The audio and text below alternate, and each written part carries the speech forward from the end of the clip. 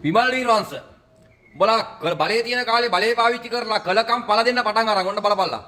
උඹලා මොන තරම් ජඩ වැඩ ජහජුරා වැඩ කරලාද ඔය රටේ කියලා හිතා ගන්න පුළුවන්. දැන් ඔය 1 2 එළියගෙන ඉන්නේ කොහමද? දැන් බලපංකෝ දැන් ඔය ගොම්මන් පිළයා 99ට ගියේ කොහම හරි මේ රෑ 12 වෙනකන් හිටියා නම් අනිවාර්යෙන්ම මේ උම්මලකට වෙන්නම කෑමක් කියලා ඈස්තිලා තිබුණේ. වෙලා හොදා හැබැයි.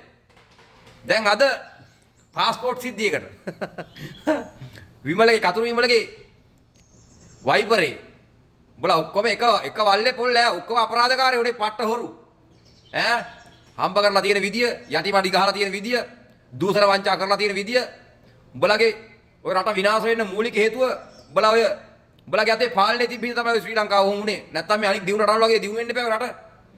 ඉතින් තොපි ඔය රට විනාශ කරනකොට අනිවාර්යයෙන් විඳවන්න ඕන.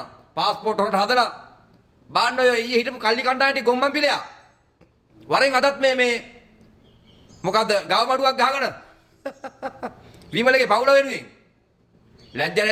ලැජ්ජ නැති දූෂිත කල්ලිය.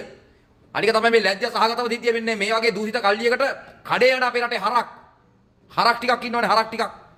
අනික චීවර දාඩි කල්ලියකුත් ඉන්නවා. බලට කිසිම සභාවක් නැහැ රටේ පුරවැසියාගෙන් එච්චර අපිට කියන්න තියෙන්නේ.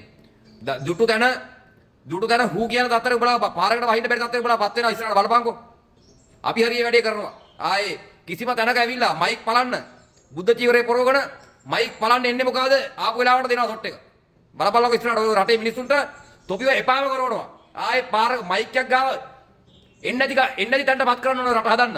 බලපල්ලකෝ මේ දියුණු රටවල කවදාක බුද්ධ චීවරයක් පොරවන ලෝගුවක් පොරවගෙන ඇවිල්ලා මොකෙක් කතා කරනවද කියලා දේශපාලනේ. කවුරුත් දෙන්නේ නැහැ. ඔය ශ්‍රී ලංකාවේ තමයි ඔය සිද්ධිය.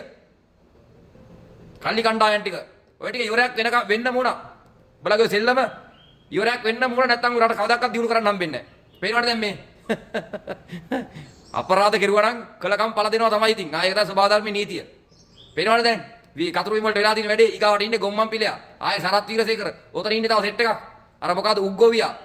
තව ඉන්න මොකද උණහපුළුව උතන ඉන්නවා මේ නංගන් නොකියවට මේ මතක් කරලා ටික ඔය කිව්වේ. දඟල ඉදපල්ලක උඹලට කරපු අපරාධ වලට දඬුවම් නම් සබාධර්මයෙන් ලැබෙනවම තමයි ඉතින් ආයෙ. කතන්දර දෙකක් නැහැ.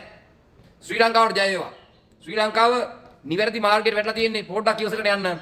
පොඩි අඩුපාඩු ටිකක් තියෙනවා. ඉතින් මේ වෙලාවේ මේ කල්පනා කරන මේ සමහර තැන්වලදී ඉතින් ඉස්සරහට අනිවාර්යයෙන්ම රටේ මිනිස්සුන් නිදහසේ ජීවත් වෙන්න පුළුවන් වටපිටාව හැදෙනවා. ඒක අපිට විශ්වාසයි. ජය වේවා ශ්‍රී ලංකාව.